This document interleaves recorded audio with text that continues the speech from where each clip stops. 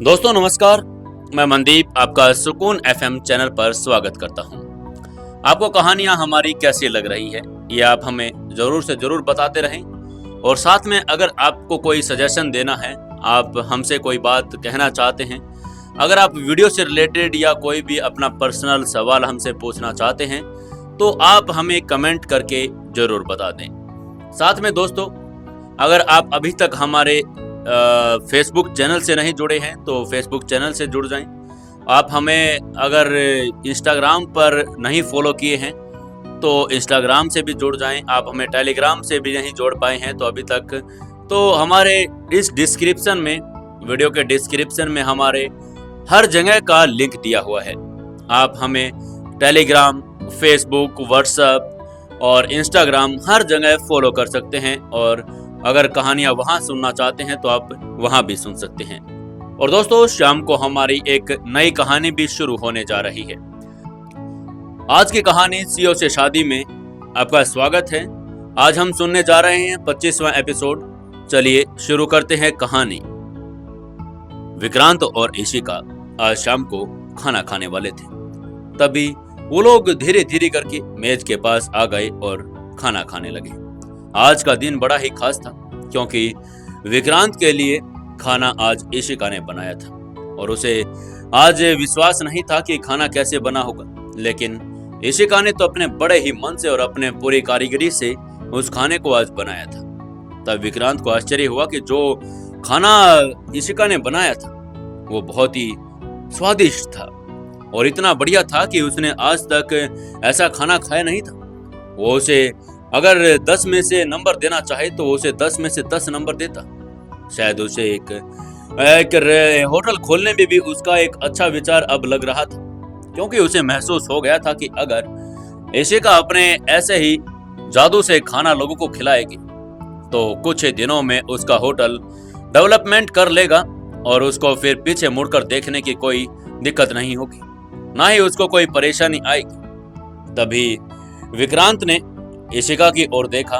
वो देखना चाहता था कि इशिका क्या कहेगी। तभी विक्रांत ने उसकी आंखों में देखकर कहा, मुझे खाना बहुत अच्छा लगा, थैंक यू। इशिका को जैसे अपने कानों पर विश्वास ही नहीं हुआ कि एक ऐसा इंसान जो हमेशा गुस्से को नाक पर लेकर घूमता है और आज इशिका की तारीफ कर रहा है और उसे वो ग्रीट भी कर रहा है। उसे सुनकर बहुत खुशी हुई कि विक्रांत को खाना पसंद आया। उसे लगा कि उसने आज अच्छा काम किया है। वो जानती थी कि एक अच्छा संकेत है कि अगर वो दोबारा से अपने होटल खोलने के बारे में बातचीत करेगी तो कहीं ना कहीं अब विक्रांत उसे मना नहीं कर पाएगा। वो आमतौर पर अजनबियों से पैसे भी नहीं लेती थी। विक्रांत जब उनके लिए एक अजनबी ही था, क्योंकि अभी तक वो उसको अच्छे तरीके से जान नहीं पाई थी। अभी कुछ दिन तो उनके शादी को हुए थे, ना ही उन्होंने अभी इस बारे में कोई बात भी की थी, ना ही उनके बैकग्राउंड के बारे में एक दूसरे को इतना मालूम था। जब वो उसे जानती थी कि उसने उसके साथ मुश्किल से ही कोई मैच्योर और ईमानदार बातचीत की हो, इसलिए वो उसे अपना फ्रेंड भी नहीं मान सकती थी।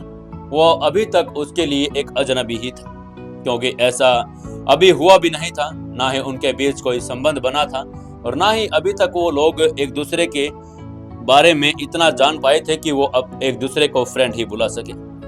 तभी उसके मन में कुछ सवाल उठे और वो अपने आप से ही कहने लगी, ये अजनबी मेरे लिए होटल खोलने के लिए बारे में क्या सोचेगा, पता नहीं। अब मुझे तो समझ नहीं आ रहा कि कहीं ये अब मुझे खोलने देगा भी या नहीं। लेकिन उसके मन में जो भी सवाल थे उसने अपने सवालों को अपने पास ही रखा। उसने विक्रांत से कोई सवाल नहीं किया। तभी वो मुस्कुराई और उसने विक्रांत की तरफ देखते हुए कहा, थैंक यू सो मच, आपको खाना पसंद आया। जैसे उसने स्वीकार बात कर ली हो। वो असहज तो महसूस करे पर लेकिन जो एक पैसे देने के बारे में क्या कह सकती थी।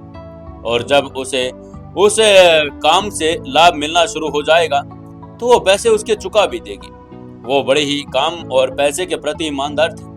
वो जानती थी कि उसे अपने प्रमोशंस के लिए बस विक्रांत की पत्नी बनना था और हर कोई उसे जानना चाहेगा कि वो कैसी दिखती है और वो उसके खाने के लिए वहां पर आएंगे। कुछ समय में वो अपना सारा कर्जा भी चुका देगी, क्योंकि उसे पता था कि उसके खाने में भी जादू है और साथ में अब उसकी पब्लिसिटी तो अपने आप ही हो रही है। लोग उसे उसके होटल में कुछ ऐसे आएंगे कि जो सिर्फ ये देखने आएंगे कि विक्रांत की पत्नी आखिर देखने में कैसी है। वो चुपचाप खाना खा रहा था, किसी को असहजता नहीं हुआ। ऋषिका ने तभी चुप्पी को तोड़ना चाहा, क्योंकि उसे इस बात में बहुत दिलचस्पी थी कि वो अपना काम के बारे में क्या कहेगा। खाना बनाते समय उसे इस बारे में सोच लिया था कि उसके पास कोई भी शर्त नहीं है। वो भाग्यशाली थी कि उसके पास शादी करने के लिए विक्रांत आ गया था और कुछ टाइम के बाद वो उसे घर से लेकर भी चले जाएगी, क्योंकि वो शादी भी कॉन्ट्रैक्ट थी। तभी उसने संकोच के साथ कहा, देखिए मेरे पास तो इसमें और आगे जोड़ने के लिए कोई शब्द नहीं है। कॉन्ट्रैक्ट में जो आप लिखना चाहें वो लिख सकते हैं। आप जो भी लिखेंगे मैं आपके साथ चलने को तैयार हूं। विक्रांत ने एक नजर उसकी ओर देखा, क्योंकि आज जो वो कॉन्ट्रैक्ट के बारे में सुबह ही विक्रांत ने उससे बात की थी। विक्रांत ने उससे कहा था कि वो अगर कोई उसकी शर्त है तो उसे बता दे, वो कॉन्ट्रैक्ट तैयार करवा लेंगे। लेकिन इशिका को तो बस अपना काम शुरू करना था, इसलिए वो चाहती थी कि वो अभी विक्रांत के सामने कोई शर्त न रखे, इसलिए उसने कहा था। और विक्रांत को बड़ी मासूम सी लग रही थी, जैसे उसने कभी पहले झूठ नहीं बोला था। और जिस तरह से वो बोल रही थी, उसे साफ पता चल रहा था कि उसे उसकी जो दौलत है, पैसा है, शोहरत है, उसमें कोई भी दिलचस्पी नहीं थी। तभी उसने गंभीरता से कहा, क्या आपको नहीं लगता कि ये बहुत ही गलत बात है? सब कुछ मेरे पक्ष में हो, कहीं ऐसा ना हो कि ये कॉन्ट्रैक्ट आगे चलकर आपको नुकसान पहुंचाए और अंत में आपको कुछ मिलेगा भी नहीं, ना ही आपको कोई एलिमनी मिलेगी। विक्रांत एक ऐसा आदमी था, वो चाहता था कि जबरन उसे कोई पैसे ना ऐंठे, बल्कि वो उसकी सेवाओं के लिए उसे कुछ पैसे देना भी चाहता था। वो किसी से ऐसे कोई काम नहीं करवाना चाहता था। इस शादी में उन्होंने देखा था कि सब कुछ एक ऐसा ही चल रहा था। वो देने को तैयार भी था, लेकिन अभी इशिका लेने को तैयार नहीं थी। तभी उसने शांत स्वर में कहा, देखो लालची होने की जरूरत नहीं। आपने पहले ही कहा था कि आप मेरे काम में मेरी मदद करेंगे। मुझे अभी आपसे इस बारे में बात करनी है, लेकिन इसके अलावा मुझे और क्या चाहिए बताइए आप ही। जब हम कुछ टाइम बाद अलग हो जाएंगे, क्योंकि मैं ये नहीं चाहती कि जब हम अलग हों तो कोई मुझे ये कहे कि मैं आपके टुकड़ों पर पल रही थी। हालांकि ये बात इशिका की बड़ी अच्छी थी और वो जितनी सतर्क हो सकती थी उतनी थी भी, लेकिन उसने जो ये शब्द कहे थे वो विक्रांत के दिल में भाले की तरह लग गए थे। वो उससे और भी उसके शब्दों से लहजे से चैन से नाखुश था। विक्रांत के शब्दों को जो संकेत मिला था, वो उसके द्वारा जो खाना खिलाया गया था वो उससे अब छोटा और महत्वहीन हो गया था, क्योंकि उसे अभी भी एक लंबा रास्ता तय करना था। और इससे ही पहले वो दोनों एक दूसरे को दोस्त के रूप में बुलाएं और ये सहज हो जाएं, लेकिन वो एक्साइटेड और खुश महसूस कर रहा था और उससे कम ये दिखाया कि वो उस पर भरोसा करता है। तभी एक बात और, इशिका ने विक्रांत की तरफ देखते हुए कहा, मैं हर रोज आपके लिए खाना बनाना चाहती हूँ। वो यही कोशिश कर रही थी कि कैसे भी करके उसके होटल के लिए विक्रांत हामी भर दे और उसका होटल खुलवा दे। लेकिन अभी विक्रांत का मूड कुछ अलग ही हो गया था। उसको इशिका की बातें कुछ समझ नहीं आ रही थी। तभी उसने शांत स्वर में कहा, देखो मैं घर हमेशा देरी से आता हूँ, इसलिए मुझे संदेह है कि हम साथ में खाना नहीं खा पाएंगे। मेरे पास और भी बहुत सारा काम है। लेकिन इशिका हल्के से उसने सिर हिलाया और मुस्कुरा कर बोली, ओह, इसमें तो कोई चिंता की बात नहीं है, क्योंकि यह वास्तव में बड़ी सफलता थी कि उसने हर दिन नाश्ता करने का फैसला ले लिया था। बाकी और रात्रि का जो खाना था वो लगातार चलता रहा और वो दोनों खाना खाने में बिजी थे। इधर इशिका अपने पैसे कमाने में सक्षम तो थी, लेकिन अभी उसने नौकरी छोड़ दी ही थी, इसलिए उसने वहीं उसको छोड़ दिया और वो उसके पास अब सब कुछ था कि उससे जरूरत पड़ती तो उससे दोबारा मांग लेती। कुछ देर के बाद उनका ये खाना भी पूरा हो गया। इशिका ने आगे कहना कुछ सही नहीं समझा। वो सोच रही थी कि जब भी समय मिलेगा तो विक्रांत को धीरे धीरे करके सब बातों के लिए मनवा लेगी। तभी वो वहां से उठकर अपने कमरे में चली गई और उसने जैसे ही ध्यान अपने फोन पर गया तो वहां पर उसके आंटी का फिर से कॉल आया हुआ था। वो आंटी आज भी शादी के बाद से उसे लगातार फोन करती आ रही थी। वो जानती थी कि उसकी आंटी चाहती क्या है। वो नहीं चाहती थी कि वो विक्रांत से मिले, क्योंकि वो आंटी को अपनी पेड लीव और महीने के अंत में घर के किराए से मिलने वाली सारी रकम देने वाली थी। उसे पता था कि अगर एक बार उसकी आंटी इधर आकर विक्रांत से मिल गई तो भगवान ही जानेगा कि उसका क्या होगा, क्योंकि वो विक्रांत से हमेशा पैसे की डिमांड करेगी। और वो ऐसे इंसान थे कि कहीं ना कहीं वो उसके ऊपर कोई गलत इल्जाम भी लगा देती, वो उससे में भी नहीं कतराती। वो जानती थी कि उसकी आंटी कुछ समय के लिए चली जाएगी और जब तक उसे वो पैसे खत्म नहीं होंगे फिर वो वापस भी नहीं आएगी। इसलिए वो चाहती थी कि महीने के एंड में जब भी उसके पास वो घर के किराए का पैसा आएगा तो सारे पैसे वो आंटी को दे देगी। फिर वो कुछ पैसे के लिए वापस आ जाएगी। उसके चाची जुआ खेलने और शराब पीने में माहिर थी। वो हमेशा अपना सारा पैसा जुआ और शराब पीने में खर्च कर देती थी। बहुत समय से ही उनको ये शराब की लत लग गई थी। कभी वो बार में काम करती थी तो तभी से उनको ये धीरे धीरे करके ऐसी लत लग गई कि उसके बाद वो जुए में भी पड़ गई। उनके पास इनकम का कोई सोर्स भी नहीं था। जब भी पैसे की जरूरत होती तो वो हमेशा इशिका को ही तंग करती थी। इशिका भी हमेशा क्या ही करती, वो अपनी आंटी की ऐसी हालात को देख नहीं पाती थी और कुछ ना कुछ जब भी उसके पास पैसे होते तो अपनी आंटी को दे देती थी। इधर डिनर के बाद इशिका घर के स्टाफ के साथ टेबल साफ करने में जुट गई थी और हालांकि वो बहुत असहज थे, इशिका किसी और के साथ और भी ज्यादा असहज थी। तभी घर के अंदर सफाई करने वाले व्यक्ति तभी उसने जिमी की आवाज सुनी। जिमी फोन पर कह रही थी, गुड नाइट यंग मास्टर। वह विक्रांत का अभिवादन कर रही थी जो ऊपर जा रहा था। इशिका ने अपने लिए एक कॉफी बनाई थी और उसमें दूध और चीनी मिलाई कि वो अभी भी सो सकती थी। वह रसोई में खड़ी होकर कॉफी की छोटी छोटी चुस्कियां लेती रही। घर के कर्मचारियों के बर्तन धोने का इंतजार करने लगी। उसे बुरा तभी लगने लगेगा कि वो उसे बर्तन धोने के लिए अकेला छोड़ देगी। बर्तन धोने के बाद इशिका ऊपर चली गई और उसने दरवाजा खोला। उसे यकीन नहीं हो रहा था कि वो दिल्ली के सबसे और हैंडसम कुमारे व्यक्ति के साथ कमरा साझा कर रही थी। जब वो वॉक इन कोठरी में पहुंची तो उसने देखा विक्रांत बिस्तर पर नहीं था। कमरे में सन्नाटा एकदम छाया हुआ था। वो अंदर नहीं था और वो अशोक ग्रोवर से मिलने और पूरा खाना पकाने में काफी थक गई थी, इसलिए उसने ज्यादा कुछ जानने की कोशिश भी नहीं की। तभी उसने अपना मेकअप साफ किया और कपड़े उतार दिए और पजामा पहन लिया। वो बिस्तर पर लेट गई और तुरंत सो गई। इधर उसको ये चिंता भी अब खत्म होती जा रही थी कि विक्रांत अभी तो यही था लेकिन कहाँ चला गया था। इधर विक्रांत तो अपने वकील से फोन पर बातें कर रहा था।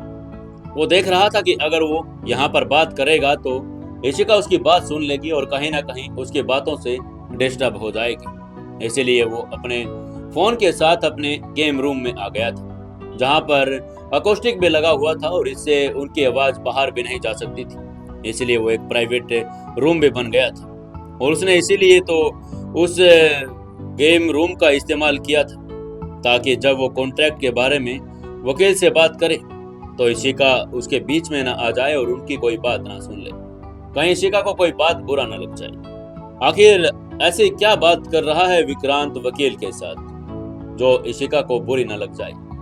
जानने के लिए जुड़े रहिए कहानी के साथ। दोस्तों, कहानी को ज्यादा से ज्यादा शेयर करें, कमेंट करें और वीडियो को एक लाइक जरूर करें। दोस्तों, सीओ से शादी कहानी के एपिसोड नंबर 26वें में आपका स्वागत है। चलिए शुरू करते हैं कहानी। इधर विक्रांत अपने गेम रूम में आ गया था ताकि वो वकील से जो भी बात करे वो किसी को सुनाई ना दे। विक्रांत अपनी बातें अपने वकील से कर ही रहा था। उसने अपनी कुछ बातें वकील को बता दी थी। तभी वकील को उसकी बातें कुछ अलग सी लगी और उसने उसके बात का जवाब देते हुए विक्रांत से कहा, मिस्टर ग्रोवर, मुझे नहीं लगता कि आपके द्वारा बताई गई जो शर्तें हैं वो आपके पक्ष में होंगी। कहीं ऐसा न हो कि यही शर्तें आपको जाकर आगे तंग करें। एक बार आप इसके बारे में सोच लीजिएगा। मोहित जैन ये विक्रांत ग्रोवर का पर्सनल वकील थे। वो ग्रोवर परिवार के हमेशा से वकील रहे गए थे। दिल्ली के सबसे प्रसिद्ध और advocates and son law firm के मालिक के बेटे इस समय ग्रोवर खानदान के सभी कानूनी मामलों को संभाल रहे थे। किसी को भी ये कहने में संकोच नहीं होता कि ये लॉ फर्म आज जो कुछ भी है उसमें ग्रोवर परिवार और दिल्ली के जो बहुत ही ज्यादा रिचेस्ट लोग थे उनका उसमें हाथ होगा। मोहित जैन के फादर कभी कुछ ऐसे ही विक्रांत ग्रोवर के दादाजी के साथ बैठते थे। तब उनके अंदर गहरी दोस्ती भी थी और मोहित जैन के फादर ने अपनी लॉ फर्म उस समय ओपन कर ली थी। तभी ग्रोवर इंडस्ट्रीज अपने चरम पर आ गई थी, तो अपना लीगल हायर उन्होंने अपने दोस्त अपने मोहित जैन के फादर को ही किया था और तब से लेकर आज तक जैन परिवार ही ग्रोवर फैमिली के लिए लीगली तौर पर जो भी काम होते थे वही देखते थे। जब मोहित जैन ने उसको ये बात कही तो कहीं ना कहीं विक्रांत को भी लग रहा था कि मोहित जैन आखिर सही कह रहे होंगे। तभी उन्होंने उससे कहा, तो फिर ठीक है, क्या इसे ऐसा ही रहने दे। उसे अब पूरी तरह से यकीन हो गया था कि इशिका अरोड़ा को दौलत में कोई दिलचस्पी नहीं, ना ही उसको उसके पैसों से कोई लेना देना और ना ही वो कभी उसकी हैसियत से प्रभावित हुई थी। अब जब उसने पहले ही दिन से उसे अनलिमिटेड कार्ड दिया था तो इशिका ने मुश्किल से कोई 100-200 रुपए ही खर्च किए होंगे। वो अब उसे लौटाने के लिए मोबाइल से पेमेंट ट्रांसफर करने की कोशिश शुरू कर रही थी। वो तो हमेशा उससे बार बार उसके फोन नंबर और उसके पेटीएम और गूगल पे के नंबर्स के बारे में जानना चाहती थी, जिससे जो भी पैसा होगा वो उससे लौटा देगी। तभी विक्रांत को लगने लगा था कि इशिका अपने काम में और अपने नेचर में बहुत ज्यादा ईमानदार है। हर बार विक्रांत ने उसे कोशिश को नकार दिया था और जब ये तैयार हो रहा था कॉन्ट्रैक्ट और जब तलाक की बात सोची जा रही थी तो सभी को यही लग रहा था कि एंड में जाकर इशिका उससे बहुत सारे पैसे मांगेगी, क्योंकि हमेशा ऐसा ही होता है। लड़की बहुत सारे लास्ट में पैसे मांगती है, तलाक के वक्त एलिमनी मांगती है और यहाँ तक कि बहुत सारे लोग तो अपनी पूरी दौलत गवा देते हैं। लेकिन विक्रांत को समझ में आ गया था कि वो उससे ऐसी कोई डिमांड नहीं करना चाहती। वो तो बस इतना चाहती है कि उसका एक होटल बन जाए जिसमें वो अपना काम कर सके। लेकिन विक्रांत उसे इस चीज के लिए मना कर देता था और उसके अपने रास्ते पर निकल लेता था। तभी मोहित जैन ने गहरी सांस ली और अपने थके हुए लहजे में कहा, ठीक है, मैं इस प्रोसेस को शुरू कर देता हूं जैसा आपने कहा है सर। अगर और भी कोई करेक्शन है तो आप मुझे बता सकते हैं। वो पिछले 10 मिनट से विक्रांत को समझाने की कोशिश कर रहा था कि वो अपने जो डिसीजंस हैं उन पर पुनः विचार करे, लेकिन विक्रांत ने जो एक बार सोच लिया था वो उसे हट नहीं रहा था। मोहित बार बार उसे कानूनी तर्क पर जवाब पूछता जा रहा था, लेकिन विक्रांत उसे हर बार यही कहता, कोई फर्क नहीं पड़ता मोहित, कर दो। तभी विक्रांत ने लास्ट में हल्के स्वर में उससे कहा, ठीक है मोहित, मैं कल सुबह तक इंतजार करूंगा ताकि हम दोनों उस कॉन्ट्रैक्ट पर साइन कर दें। आप उसे तैयार करवाइए। मोहित ने फोन रखते हुए कहा, जी मिस्टर ग्रोवर, आपको सुबह तैयार मिलेंगे। शुभ रात्रि मिस्टर ग्रोवर, गुड नाइट। और यह कहकर मोहित ने अपना सिर झुका दिया और फोन काट दिया। सामने रखे गिलास से एक पानी का सिप लिया। वो जानता था कि उसका जो मुवक्किल है वो एक जिम्मेदार और व्यवहारिक और शांत दिमाग वाला व्यक्ति है, लेकिन आज वो एक ऐसा निर्णय लेने जा रहा था जो उसे वैश्विक स्तर पर शर्मिंदगी और आलोचना का पात्र बना सकता था। वो यही सोचे जा रहा था, तभी पीछे से एक बहुत ही प्यारी आवाज आई। कौन था फोन पर? यह सवाल उसकी गर्लफ्रेंड ने किया था, जो धीरे धीरे उसके पास आकर उसके कंधे के करीब आ गई थी। मोहित ने मुस्कुराते हुए अपनी गर्लफ्रेंड से कहा, एक क्लाइंट था और क्लाइंट की बातें हमेशा सीक्रेट होती है, तो मैं चाहता हूं कि आप ना ही पूछे तो बेहतर है। उसकी गर्लफ्रेंड को यह बात पता थी कि एक वकील अपने मुवक्किल की बात कभी भी किसी से शेयर नहीं करता। तभी उसने उसके गर्दन के आसपास अपने हाथ डाल लिए और मुस्कुराते हुए मोहित से कहा, मुझे पता था आप यही कहेंगे। उसने मोहित के गाल पर एक हल्का सा किस किया और कहा, तो अभी चलें, सो जाएं। मोहित ने आंखें घुमाते हुए हंसी के साथ कहा, हाँ तुम चलो, मैं आ रहा हूं। इधर वो दोनों अपने प्यार में डूबे जा रहे थे और दूसरी ओर इशिका अरोड़ा की आंखें सुबह 5 बजे खुल गई थी। उसके अंतरात्मा में आज कुछ अलग ही चल रहा था। उसे अपने पति के लिए नाश्ता तैयार करना था। वो इस चीज को लेकर बहुत ही ज्यादा एक्साइटेड थी क्योंकि रात को वो विक्रांत से वादा करके सोई थी कि हमेशा अब से वो उसके लिए खाना बनाएगी। हालांकि परिस्थितियां तो सामान्य नहीं थी, फिर भी उन नींबुओं में से जो पानी बनाने की वो ठान चुकी थी, जो जीवन ने उसे दिए थे, वो चाहती थी कि वो हमेशा से ही एक बड़े ही ईमानदारी और आज्ञाकारी से काम करे, जिससे विक्रांत उसे खुश हो जाए और उसके होटल के लिए मान जाए। और ऐसे ही करके जब वो रसोई में पहुंची तो वहां के स्टाफ उसे देखकर चौंक गए। इशिका ने एक सामने खड़ी लेडीज को मुस्कुराकर देखा और उनका अभिवादन करके कहा, गुड मॉर्निंग जिमी। जिमी ये वही थी महिला जो इतने सालों से लगातार रसोई को संभालने में अपना लगी हुई थी। इशिका के व्यवहार में अब थोड़ी सी उलझन तो थी। वो ये समझ नहीं पा रही थी कि इस लेडीज को परिवार के सबसे जो कठोर पुरुष थे विक्रांत ग्रोवर से कैसे निपटना आता है। कैसे वो विक्रांत ग्रोवर को कभी भी कुछ भी काम के लिए मना लेती है। हालांकि जिमी कोई ऐसी वैसी महिला नहीं थी। वो पिछले 20 सालों से इधर ग्रोवर फैमिली में खानसामा देख रही थी। बचपन से ही विक्रांत उनकी बात मानता आया था क्योंकि उसके माता पिता ने उनको कहा था कि जिमी ही उनके खाने की देखभाल करती है तो वो हमेशा जिमी का आदर करे। और जब विक्रांत के मॉम डैड की डेथ हो गई थी तब से विक्रांत अकेला पड़ना महसूस कर चुका था और तब जिमी ने ही उसको एक माँ और एक बाप दोनों की तरह ही संभाल लिया था। इसलिए विक्रांत भी उनसे कोई बहस नहीं करता था। जिमी जैसे उनसे कुछ कहती थी तो वो उनकी बात भी मान लेता था। इधर जिमी भी सुबह सुबह ही इशिका को देखकर बड़ी हैरान हो गई थी। वो ये सोच नहीं पा रही थी कि इनको कितनी बार मना किया है फिर भी ये रसोई में क्यों आती है, लेकिन फिर भी वो उसका साथ दे रही थी क्योंकि वो जानती थी कि विक्रांत और उसके पिता अशोक ग्रोवर की मृत्यु के बाद परिवार कितना टूट चुका था। अब कहीं एक नई उम्मीद की किरण जगी थी तो उनको साथ देना चाहिए। अशोक ग्रोवर ने अपनी पत्नी को अपने बेटे की मृत्यु से कुछ समय पहले खो दिया था। उसके बाद उन्होंने अपनी जो सारी ऊर्जा उस बिजनेस में लगा दी थी और अपने बेटे पर केंद्रित किया था।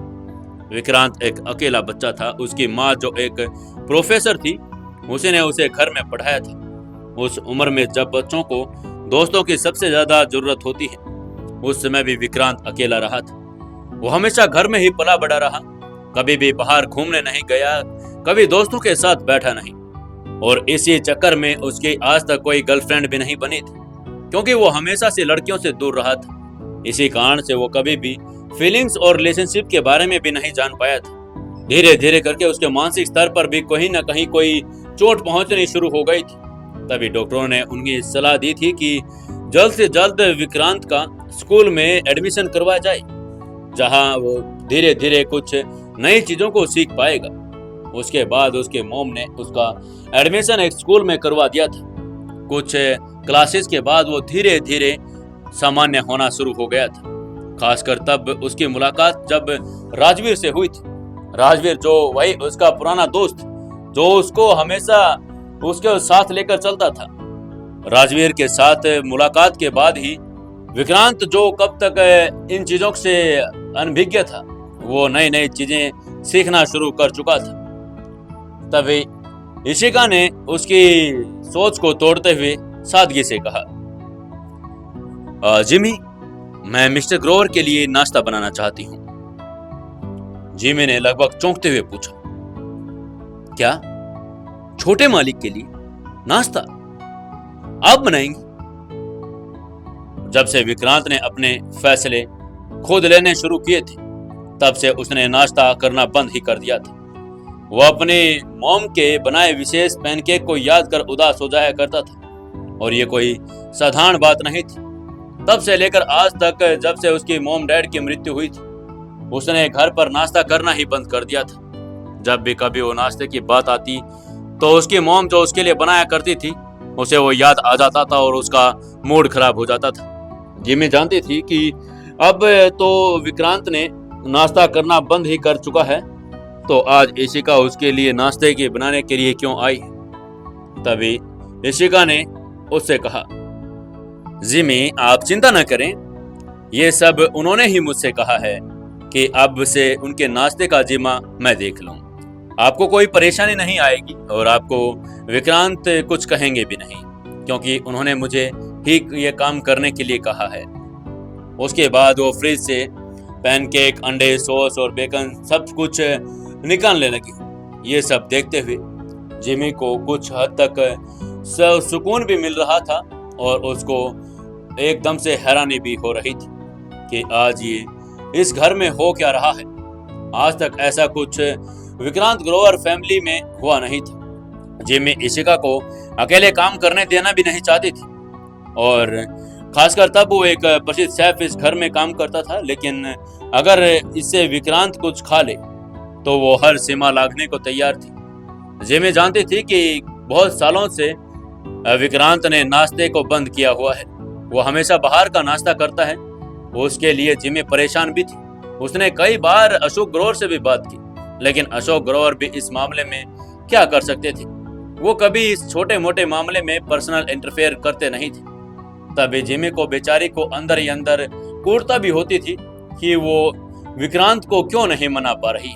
और जब उसे ये सुना कि इशिका खुद विक्रांत के लिए नाश्ता तैयार करेगी और ये बात विक्रांत ने ही उससे कहा है, तो उसको बड़ा ही अच्छा लगने लगा था। तभी उसने एक एप्रन उठाया और मुस्कुराते हुए इशिका को कहा, मैं भी आपका साथ दूंगी, मैं आपकी मदद करूंगी, मुझे बहुत अच्छा लगा। लेकिन उसे आगे की उम्मीद नहीं थी कि इशिका उसे साथ में काम करने के लिए हाँ कहेगी या फिर मना करेगी। आपको क्या लगता है दोस्तों, क्या इशिका जिमी को साथ काम करने के लिए हाँ कहेगी या फिर वो खाना अकेले ही बनाना पसंद करेगी? जानने के लिए जुड़े रहिए कहानी के साथ। दोस्तों, कहानी को ज्यादा से ज्यादा शेयर करें, कमेंट करें और लाइक जरूर कर दें।